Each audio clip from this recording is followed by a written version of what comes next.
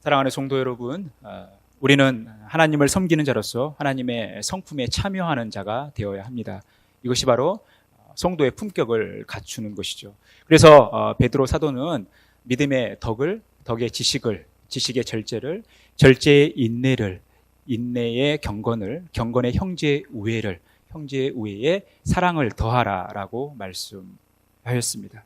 그리고 우리는 지난 시간 우리가 그리스도를 닮아가는 삶, 하나님의 성품을 닮아가는 성도의 품격을 갖추기 위해 지난 3시간에 걸쳐서 믿음에 대해서 살폈습니다. 믿음은 바로 하나님의 비전과 계획을 신뢰하는 것입니다. 하나님의 비전과 계획을 신뢰하되 끝까지 신뢰하는 것입니다. 이 믿음에 덕을 더하라고 했습니다. 이 덕은 다른 사람의 약점과 부족함을 이해하고 수용하면서 조심하여 타인에게 은혜를 끼치는, 즉 선한 영향력을 끼치는 행위가 바로 덕입니다. 그리고 이 덕에 지식을 더하라고 했어요. 지식은 예수 그리스도 안에서 하나님의 뜻을 따라 올바른 삶을 살아가게 하는 판단력 또는 이해력입니다. 예수 그리스도께 붙들려 하나님의 뜻을 따라가는 삶이죠. 그래서 이 지식을 통해서 우리는 담대한 믿음을 갖게 되고 온전한 덕을 세우게 된다라고 말씀을 함께 나눴습니다. 사도 베드로는 이 지식에 절제를 더하라고 했습니다.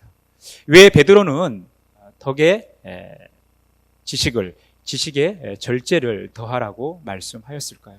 이 절제가 의미하는 게 무엇일까요?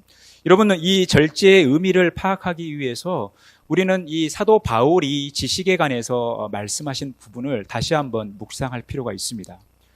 사도 바울은 하나님을 알아가는, 또 하나님께서 원하시는 삶을 살아가는 이 지식을 갖추는 데 있어서 매우 중요한 자세를 언급했죠. 그게 빌립보서 3장 12절이었습니다. 내가 이미 얻었다 함도 아니요 온전히 이루었다 함도 아니라 오직 내가 그리스도 예수께 잡힌 바 된 그것을 잡으려고 달려가노라. 우리가 하나님을 안다라는 것은, 또 하나님의 뜻을 따라 행한다라는 것은 단 한 번의 사건으로 그치지 않는다라는 거죠. 이례적인 사건으로 끝나지 않고 지속적이어야 된다라는 거예요. 달려가야 된다라는 것이죠. 달려간다라는 것은 쫓아간다라는 의미입니다. 그런데 달려가는데 그 목적이 있죠. 잡으려고 달려가는 거예요. 잡으려고 달려가는데 그러면 무엇을 잡으려고 달려가느냐? 예수께 잡힌 바 된 그것을 잡으려고 달려간다라는 거예요. 사도 바울은 이제 하나님을 알아가기 위해, 또 하나님의 뜻을 행하기 위해 달려가는데 잡힌 바 된 그것을 잡으려고 달려가는데 예수께 잡힌 바 된 그것을 잡으려고 달려간다라는 거예요. 그러니까 이 지식이라는 것은 예수 그리스도께 잡혀 있는 것이죠. 그러면서 이 달려간다라는 의미를 계속해서 반복해서 14절까지 표현하고 있어요. 푯대를 향하여 그리스도 예수 안에서 하나님의 위에서 부르신 부름의 상을 위하여 달려간다라는 거예요. 분명한 목적이 있었죠. 푯대를 향하여 그리스도 예수 안에서 하나님이 위에서 부르신 부름의 상을 위하여 달려가는 거예요.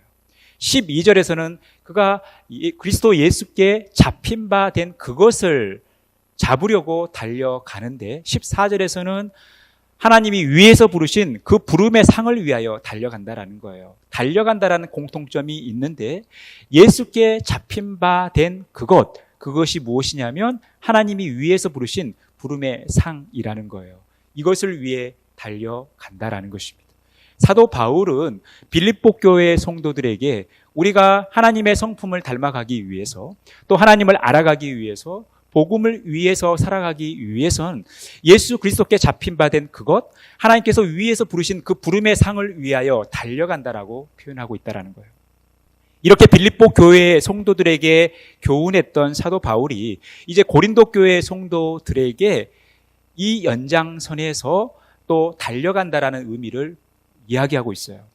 평생의 삶을 복음을 위하여 살았던 사도 바울이 자신이 복음을 위하여 살아간다라는 것, 복음을 증거하며 살아간다라는 것, 하나님의 영광을 위하여 살아간다라는 것이 무엇을 의미하는지 하나의 비유를 들어요. 그게 무엇이냐면 다름질하는 운동장에서 운동하는 선수들의 비유를 들고 있다라는 거예요.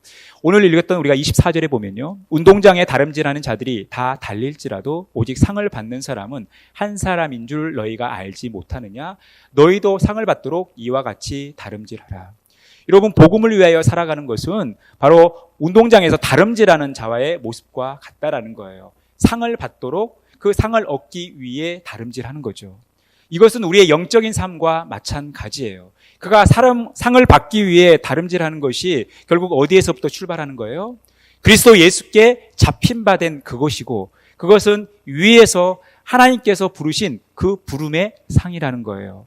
과연 예수께 잡힌 바 된 그것이 무엇이고, 하나님께서 우리를 위에서 부르신 그 부름의 상이 무엇이기에 그 부름의 상을 잡기 위해, 그 상을 얻기 위해 지금 사도 바울은 달려가냐라는 거예요. 여러분, 우리가 이 의미를 파악하기 위해서 그가 이 달려가는 데 있어서 어떠한 태도로 달려가는지를 살펴볼 필요가 있습니다. 바로 25절입니다. 우리 같이 한 목소리로 읽겠습니다. 이기기를 다투는 자마다 모든 일에 절제하나니 그들은 썩을 승리자의 관을 얻고자 하되 우리는 썩지 아니할 것을 얻고자 하노라. 누구나 다 이기기를 원하죠. 누구나 다 달려서 승리하기를 원합니다. 저희가 어렸을 때만 하더라도 초등학교에서 항상 달리기를 했죠. 50m 달리기, 80m 달리기, 100m 달리기예요. 1등 하면 혹은 2등 하면 3등 하면 그 노트 한 권 받기 위해, 연필 한 자루 받기 위해 그렇게 열심히 뛰는 거예요. 어른이 돼서는 그냥 받는 것도 없는데 열심히 뛰어요. 왜 열심히 뛰냐 하면 아이들을 위해서 열심히 뛰어요. 우리 어린 아이들 어린이집에서 이렇게 체육대회를 하면 엄마 아빠들이 필수적으로 뛰어야 됩니다. 그런데 저도 뛰어봤지만 안 지려고 해요. 자기 아이들의 명예를 위해서, 자기 아이의 이 자랑스러움을 위해서 열심히 뜁니다.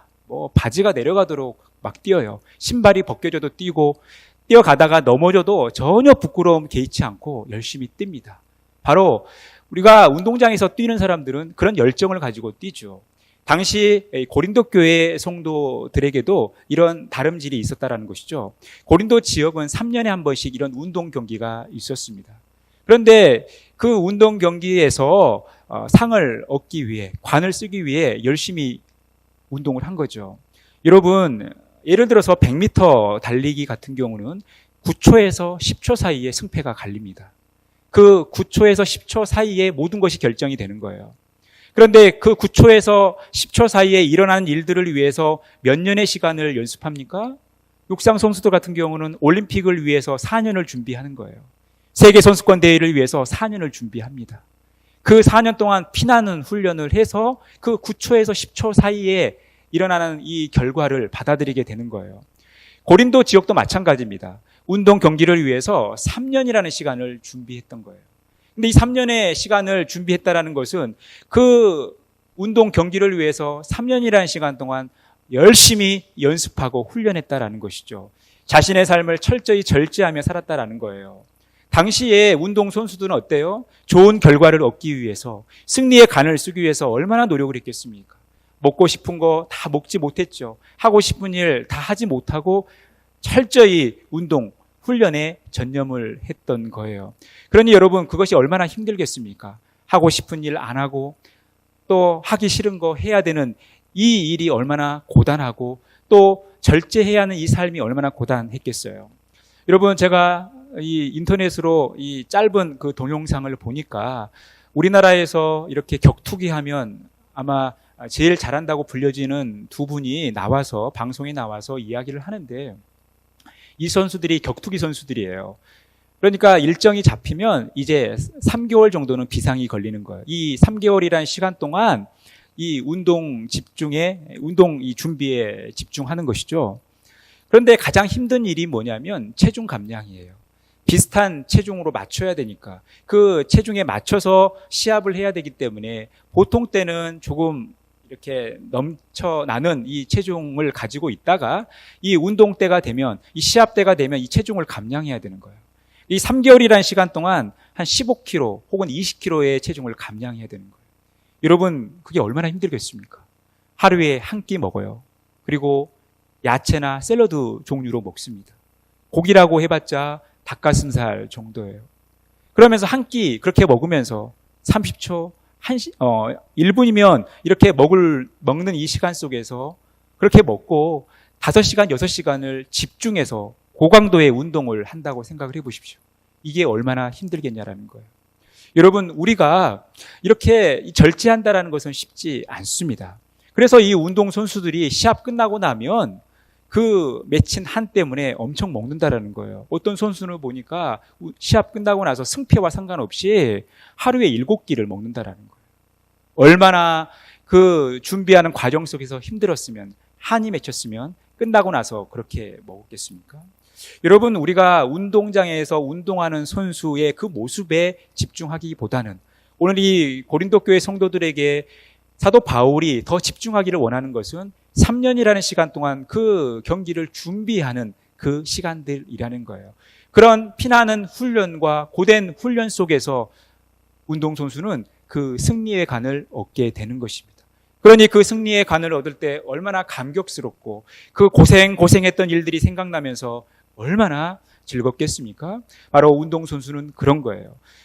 우리의 믿음의 삶도 마찬가지라는 거예요. 우리가 하나님의 자녀로 살아간다는 것, 하나님의 성품을 닮아가면서 하나님의 거룩한 성품을 따라간다는 것, 우리가 복음을 위하여 헌신한다는 것, 복음을 증거하며 살아간다는 삶은 바로 그런 삶이라는 거예요. 그런데 사도 바울이 얻고자 그렇게 절제한 삶을 살았죠. 이기기 위해서 그는 절제하는 삶을 살았어요. 그런데 여러분, 그가 얻고자 절제하는 삶을 살았어요. 여러분, 얻는다와 절제한다는 말은 왠지 어울리지 않지 않습니까? 왠지 절제는 내가 하고 싶은 거 안 하고, 먹고 싶은 거 안 먹고, 갖고 싶은 거 갖지 않는 이런 뉘앙스로 우리에게 다가오지만 사도 바울이 얻고자 절제하는 삶을 살았어요. 그러면 사도 바울이 무엇을 얻고자 이렇게 절제하는 삶을 살았을까요? 그가 얻고자 했던 것이 있어요. 19절에 보니까요. 내가 모든 사람에게서 자유로우나 스스로 모든 사람에게서 종이 된 것은 더 많은 사람을 얻고자 함이라. 사도 바울은 자유인입니다. 누구한테 매여 있는 사람은 아니에요. 특히 영적으로도 예수 그리스도 안에 자유함을 누리는 사람이었는데 그가 그 자유를 포기한 거예요. 왜 포기했습니까? 더 많은 사람을 얻고자 포기했다라는 거예요. 더 많은 사람을 얻고자 그는 종이 되었다라는 것입니다. 더 많은 사람을 얻고자 그는 종이 아니었지만 종이 되었던 거예요. 그 자유를 포기했던 것입니다. 또한 20절에 보면요. 유대인들에게 내가 유대인과 같이 된 것은 유대인을 얻고자 하며 율법 아래에 있는 자들에게는 내가 율법 아래에 있지 아니하나 율법 아래에 있는 자같이 된 것은 율법 아래에 있는 자들을 얻고자 하며. 그가 많은 사람들을 얻기 위해서 많은 것들을 포기했는데 유대인과 같이 된 거예요. 왜냐하면 유대인을 얻고자 해요. 그리고 율법 있는 자 같이 된 것입니다. 그는 율법 있는 자를 얻기 위해 율법 있는 자처럼 된 거예요. 뿐만 아니라 21절 율법 없는 자에게는 내가 하나님께는 율법 없는 자가 아니요 도리어 그리스도의 율법 아래에 있는 자이나 율법 없는 자와 같이 된 것은 율법 없는 자들을 얻고자 함이라. 사도 바울이 얻고자 했던 것은 율법 있는 자뿐만이 아니라 율법 없는 자도 얻고자 했어요. 그래서 그는 율법 없는 자를 얻기 위해 율법 없는 자가 됐다라는 것입니다. 또한 22절에 보면 약한 자들에게 내가 약한 자와 같이 된 것은 약한 자들을 얻고자 함이라는 거예요. 그가 약하지 않았어요. 여러분, 사도 바울 공부할 만큼 했습니다. 물론 다메섹에서 예수님을 만나서 그 시력이 문제가 생기기도 했지만 또 간질도 있긴 했지만 그가 열심히 복음 사역을 증거하는 데 큰 장애가 되지는 않았습니다. 그는 약한 사람이 아니었어요. 그런데 약한 사람을 얻기 위해 그는 약한 자가 됐다라는 것입니다. 사도 바울이 유대인이 되고 또 율법 있는 자가 되고 율법 없는 자가 되고 약한 자가 됐던 것은 결국 그들을 얻고자 했다라는 거예요. 그러면 그가 그렇게 다양한 모습이 됐던 것, 그래서 얻고자 했던 것이 궁극적으로 무엇이냐라는 것입니다. 22절에서 23절입니다. 내가 여러 사람에게 여러 모습이 된 것은 아무쪼록 몇 사람이라도 구원하고자 함이니 내가 복음을 위하여 모든 것을 행함은 복음에 참여하고자 함이라. 사도 바울이 그렇게 다양한 모습으로 많은 사람들 앞에 나타난 것은 그들을 얻고자 함인데 그들을 그토록 얻고자 했던 그 실체가 뭐냐면 그들의 구원이었다라는 거예요. 그들의 영혼 구원을 위해서 그는 다양한 모습으로 찾아갔고 다양한 사람이 되었다라는 것입니다. 그러면서 그 영혼 구원을 위해서 일하면서 그는 복음에 참여하는 하나님께서 그에게 맡기신 그 사명을 감당했다라는 것입니다. 여러분, 그가 그렇게 얻고자 했던 것, 그가 그토록 받고자 했던 상이 무엇이냐라는 것입니다. 바로 영혼 구원이었는데, 그리고 복음에 참여하는 것인데 이것이 무엇을 의미할까요? 18절에 보면요. 그런즉 내 상이 무엇이냐? 내가 복음을 전할 때에 값없이 전하고 복음으로 말미암아 내게 있는 권리를 다 쓰지 아니하는 이것이로다. 그가 많은 사람들을 위해, 또 많은 사람들을 얻기 위해 그가 복음을 전할 때에 그가 자신의 권리를 다 쓰지 않고 포기한 것, 그것이 그가 그토록 얻고 싶었던 상이라는 거예요. 그가 그토록 얻고 싶었던 상급이라는 것입니다. 여러분, 어떻게 권리를 다 쓰지 않는 것이 상급이 될 수 있을까요? 여러분, 어떻게 권리를 다 쓰지 않는 것이 승리의 관이 될 수 있을까요? 사도 바울은 이 권리를 쓰지 않았다라고 표현하고 있어요. 여러분, 17절에 보니까 내가 내 자의로 이것을 행하면 상을 얻으려니와 내가 자의로 아니한다 할지라도 나는 사명을 받았노라. 여러분, 사람은 누구나 다 내가 원하는 것을 하고 싶은 권리가 있죠. 또 할 권리가 있는 거예요. 또 내가 원하지 않는 일을 또 해야 될 상황도 생기는 거예요. 그런데 여러분, 이 사명자로 살아간다는 것은 그런 거예요. 내가 하고 싶지만 하지 말아야 될 때가 있다는 거죠. 내가 하기 싫지만 해야 할 때가 있다는 거예요. 그때가 언제입니까? 주님이 원하실 때예요. 주님이 원하시면 내가 하고 싶어도 하지 말아야 되고 내가 하기 싫어도 해야 된다는 거예요. 이게 사명자의 삶이라는 것입니다. 사도 바울은 지금 그 사명을 감당하고 있어요. 자신의 권리를 다 포기하고 있다는 거예요. 무엇을 위해서요? 복음을 위해서입니다. 그는 복음을 위해서 먹고 마실 권리가 있었습니다. 베드로처럼 아내를 데리고 다닐 권리가 있었어요. 교회에서 후원을 받아 사역을 감당할 권리가 있었습니다. 그런데 그는 그 권리를 다 쓰지 않았다는 거예요. 혹시나 내가 이 권리를 사용하는 그 과정 속에서 복음의 장애가 될까봐, 복음의 해가 될까봐 그 권리를 다 쓰지 않았다는 것입니다. 사도 바울은 철저히 그 권리를 포기하면서 복음을 위해 살았어요. 그런데 자신의 이 권리 포기가 그가 그토록 바라고 사모하는 하나님으로부터 받은 상이라는 것입니다.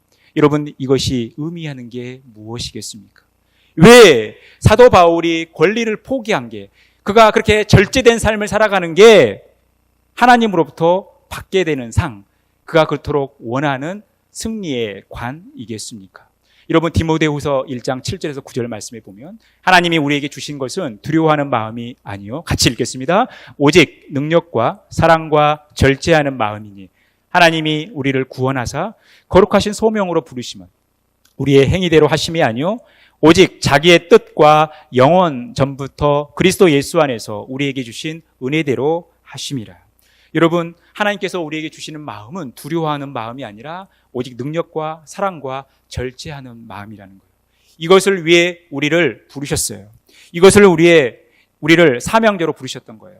그런데 우리가 이 거룩한 소명으로 부르심을 받았는데 우리가 이 사명자로 살아가는 데 있어서 이 모든 행위들이 우리의 행위대로 하는 게 아니라는 거예요. 우리가 스스로 이 일들을 할 수 있는 게 아니라는 거예요. 이게 다 예수 그리스도 안에서 우리에게 주신 은혜라는 것입니다. 결국 우리가 사명을 감당한다는 것은 우리 힘으로 감당한 것이 아니라 하나님의 은혜, 예수 그리스도의 은혜로 감당하게 된다는 거예요. 그러니까 결국 우리가 절제된 삶을 살아간다는 것, 우리가 복음을 위하여 우리의 권리를 포기한다는 것은 주님의 은혜로 가능하다는 거예요. 주님의 철저한 은혜 속에서, 주님의 철저한 통제와 다스림 속에서 한다라는 것입니다. 그래서 어떤 태도를 가져야 되는가? 26절에서 27절입니다. 같이 읽겠습니다. 그러므로 나는 다름질하기를 향방 없는 것 같이 아니하고 싸우기를 허공을 치는 것 같지 아니하며 내가 내 몸을 쳐 복종하게 함은 내가 남에게 전파한 후에 자신이 도리어 버림을 당할까 두려워함이로다. 여러분, 사도 바울은 얼마나 열심히 선교 사역을 감당했습니까? 그런데 그가 자신에게 어울리지 않는 표현을 써요. 도리어 버림을 당할까 두려워한다라는 거예요.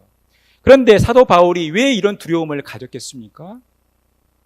하나님을 향한 두려움이 있었는데 이 두려움이 왜 있었는가? 다름질하는 데 있어서 향방 없이 다름질할 경우에 이런 일이 생길 수 있다는 거예요. 그러니까 사명을 감당하는 데 있어서 가장 중요한 것은 뭐냐면 방향이라는 거예요. 여러분, 괴테가 이야기한 것처럼 우리의 인생은 속도가 아니라 방향이죠. 우리가 열심히 뜨겁게 열정적을 가지고 최선을 다했지만 방향이 잘못되면 그게 다 헛수고죠.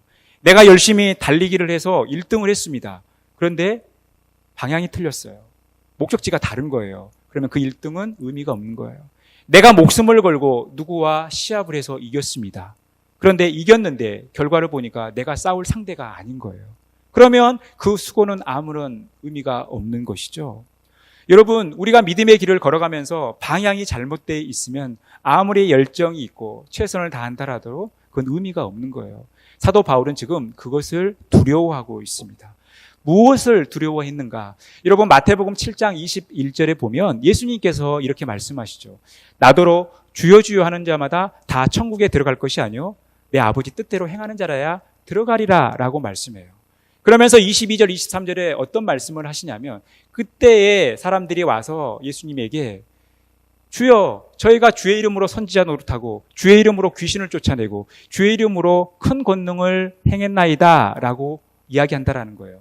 그때 주님이 하시는 말씀, 나는 도무지 너희들을 알지 못한다. 불법을 행하는 자들아 나에게서 떠나가라. 이 말씀을 사도 바울은 두려워했던 거예요. 자신이 열심히 주를 위하여 복음을 증거하고 영혼 구원을 위해서 살았지만 우리가 하나님 앞에 섰을 때 하나님 앞에 버림받는다. 우리가 하나님 앞에 섰을 때 나 너희 모른다. 이렇게 여러분 주님이 말씀하신다면 어떡하냐라는 거예요. 여러분, 우리가 그렇지 않기 위해서 방향이 분명해야 된다는 거예요. 그 방향이 분명하기 위해서는 어떻게 해야 된다는 거예요? 자신을 쳐서 복종해야 된다는 거예요. 누구에게? 예수 그리스도께 복종해야 된다는 거예요. 그래서 철저히 예수 그리스도의 복종 속에서 자신이 통제되어졌을 때에 우리는 올바른 방향을 가지고 나갈 수 있다는 거예요. 여러분, 우리가 이 땅의 삶을 살아가는 동안 최선을 다하여 믿음의 삶을 살아가야 돼요. 열심히 교회를 섬겨야 돼요. 그런데 여러분, 나중에 우리가 예수님 앞에 섰을 때 너 이 땅 가운데 살다가 뭐 하다 왔냐라고 물으실 때 여러분, 우리가 무엇을 대답해야 되겠습니까? 우리가 주님의 뜻대로 살았습니다. 주님 말씀대로 했습니다. 여러분, 그래서 우리의 열정이 주님 뜻대로 이루어진 것들을 주님 앞에 말해야 할 그 준비가 되어 있어야 되지 않겠어요? 여러분, 우리가 아무리 이곳에서 열심을 다하여 최선을 다하여 믿음의 길을 걸어갔지만 교회를 섬겼지만 주님이 그것은 나와 상관없는 일이었다라고 말씀한다면 여러분, 우리의 이 열정과 이 최선을 다하는 삶이 얼마나 허무하냐라는 거예요. 사도 바울은 지금 그것을 두려워하고 있는 거예요. 사랑하는 성도 여러분, 우리가 방향을 잘 잡으셔야 돼요. 속도도 중요하고 열정도 중요하지만 그보다 더 중요한 것은 방향이에요. 우리의 분명한 표대가 예수 그리스도라는 사실, 그리고 그 예수 그리스도로 인해서 우리가 통제되어져야 한다는 사실, 여러분 이것을 늘 기억하시면서 예수 그리스도를 향한 그 신실한 믿음, 그 능력을 가지고 살아가는 저와 여러분의 복된 삶이 되어지기를 간절히 바라겠습니다. 여러분, 우리가 어떻게 그렇게 살 수 있을까요? 갈라디아서 2장 20절 같이 한 목소리로 읽겠습니다. 내가 그리스도와 함께 십자가에 못 박혔나니 그런즉 이제는 내가 사는 것이 아니요 오직 내 안에 그리스도께서 사시는 것이라. 이제 내가 육체 가운데 사는 것은 나를 사랑하사 나를 위하여 자기 자신을 버리신 하나님의 아들을 믿는 믿음 안에서 사는 것이라. 여러분, 우리가 믿음의 길을 걸어간다는 것은 예수 그리스도 그분을 믿는 그 믿음 안에 살아가는 거예요. 그것은 무엇입니까? 우리가 예수 그리스도와 함께 십자가에 못 박힌 거죠. 그래서 이제는 내가 사는 것이 아니에요. 내 안에 그리스도께서 사는 것이죠. 왜 그렇습니까?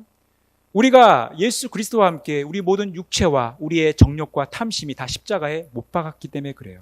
우리의 옛 자아가 죽었기 때문에 이제 우리의 인생은 주인이 예수님이라는 거예요. 그래서 철저히 우리는 주님께 초점을 맞추는 삶, 주님께 복종하는 삶을 살아가야 된다는 거예요. 이게 믿음의 삶이고, 이렇게 살아갈 때 우리가 절제된 삶, 주님에 의해 통제된 삶을 살아갈 수 있다는 것입니다. 여러분, 훌륭한 운동선수 뒤에는 훌륭한 지도자가 있습니다.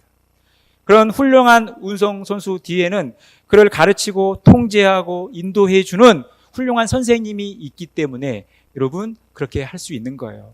여러분, 훈련하면서 얼마나 고되겠습니까? 운동선수들이 훈련하면서 시합을 준비하면서 얼마나 고되고 힘들겠어요. 그만두고 싶을 때가 얼마나 많겠습니까? 그럴 때마다 선생님이, 지도자가 끌어주는 거예요. 통제해 주는 거예요. 관리해 주는 거예요. 여러분, 우리가 믿음의 길을 걸어가는 것도 마찬가지예요. 내 스스로 믿음의 길을 걸어가는 것이 아닙니다. 내 스스로 하나님을 향해 나가는 것이 아니에요. 내 스스로 하나님의 성품을 닮아갈 수 없다라는 거예요. 우리 안에 있는 예수 그리스도께서, 우리 안에 내주하시는 성령께서 우리를 다스려 주시고 통제하여 주셔야만 우리가 올바른 방향을 가지고 주님을 닮는 삶, 주님의 거룩한 성품을 닮아가는 삶을 살아갈 수 있다라는 것입니다. 그렇다면 우리가 어떻게 주님께 복종하는 삶, 주님이 우리의 삶의 주인 되는 삶을 살아갈 수 있냐라는 거예요. 고린도후서 3장 5절에 보면 우리 같이 읽겠습니다. 우리가 그리스도로 말미암아 하나님을 향하여 이 같은 확신이 있으니 우리가 무슨 일이든지 우리에게서 난 것 같이 스스로 만족할 것이 아니니 우리의 만족은 오직 하나님으로부터 나느니라. 여러분, 우리 아이들이 게임을 굉장히 좋아합니다. 그런데 그 게임을 오래도록 하죠. 거의 중독 수준으로 합니다.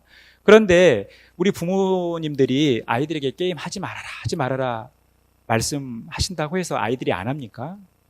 어떻게든 해요. 수단과 방법을 가리지 않고 어떻게든 합니다.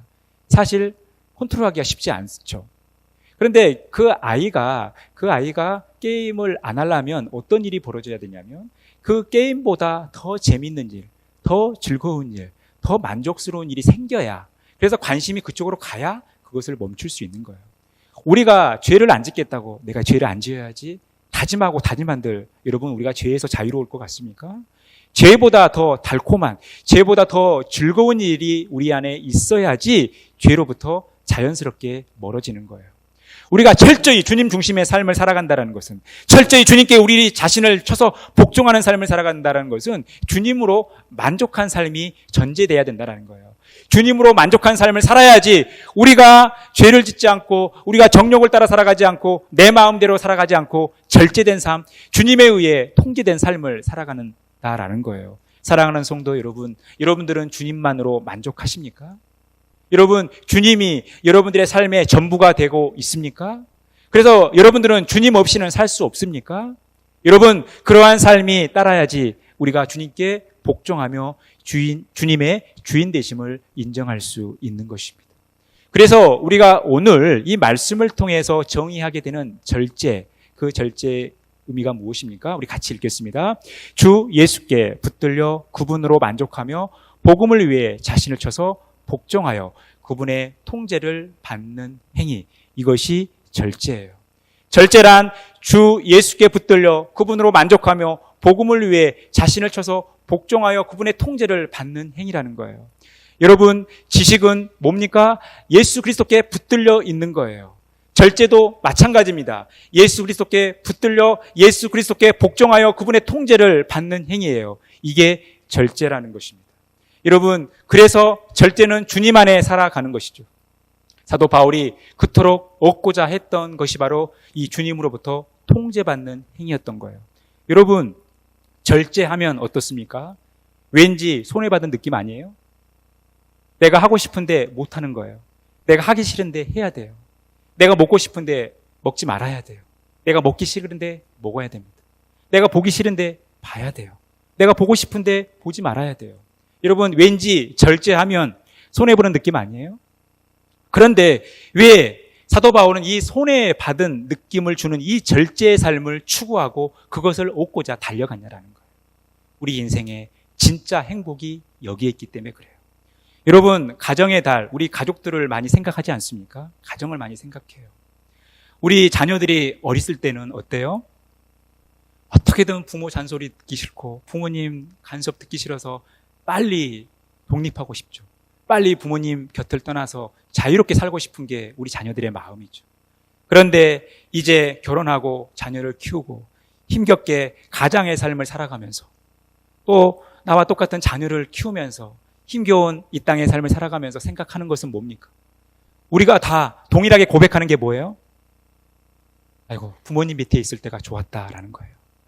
부모님 곁을 떠나면 자유로워서 좋을 것 같지만 또 다른 여정이 내 앞에 주어졌을 때 고단한 삶을 살아가면서 그래도 내가 가장 행복했던 순간, 그래도 내가 가장 편했던 순간이 부모님의 손에 의해 길러질 때였구나라는 그 그리움을 갖는 거예요. 여러분, 우리가 주님을 떠나 죄 짓는 거 여러분 달콤하죠. 죄 짓는 거 즐거우니까 죄 짓는 거 아니겠습니까? 그런데 여러분, 우리가 이 죄를 멀리하는 삶은 주님의 철저한 통제 속에 살아가는 거예요. 여러분, 오늘 사도 바울이 주님 안에 살았기 때문에, 주님으로 만족하는 삶을 살았기 때문에 주님의 통제를 받는 것이 행복했던 거예요. 그러니 여러분, 이 절제를 얻기 위해, 절제된 삶을 살기 위해 그렇게 달려가고 힘썼던 이 역설적 표현을 오늘 사도 바울이 하고 있는 것입니다. 사랑하는 성도 여러분, 우리는 절제된 삶을 살아가야 됩니다. 예수 그리스도께 붙들려 예수 그리스도께 우리 자신을 쳐서 복종하며 하나님의 뜻을 행하는 삶을 살아가야 되는 거예요. 때로는 여러분, 내가 하고 싶은 일이 있지만 그것을 하지 말아야 할 용기가 필요해요. 내가 하기 싫지만 해야 할 용기가 필요한 것입니다. 내 마음대로 살고 싶지만 그렇게 할 수 없는 용기가 필요한 거예요. 여러분, 이 절제된 삶이 우리 인생의 가장 큰 행복인 거예요. 여러분, 우리의 삶을 우리 주님께 맡기고 우리 주님의 주인 되심을 인정하며 철저히 주님 중심으로 살아갈 때 이것이 진짜 행복이에요. 그래서 베드로는 믿음의 덕의 지식의 절제를 더하라고 말씀하고 있습니다. 사랑하는 성도 여러분, 그리스도 안에서 통제받고 그리스도의 은혜대로 살아가는 것이 인생의 가장 큰 행복임을 알고 이것을 갖기 위해, 이것을 누리기 위해, 이것을 얻기 위해 열심히 달려가는 삶 살아가시기를 간절히 바라겠습니다. 이 그리스도의 성품을 가지고, 성도의 품격을 가지고 하나님께서 우리에게 주신 사명, 복음을 위하여 힘차게 살아가는 저와 여러분의 복된 삶이 되어지기를 간절히 축원합니다.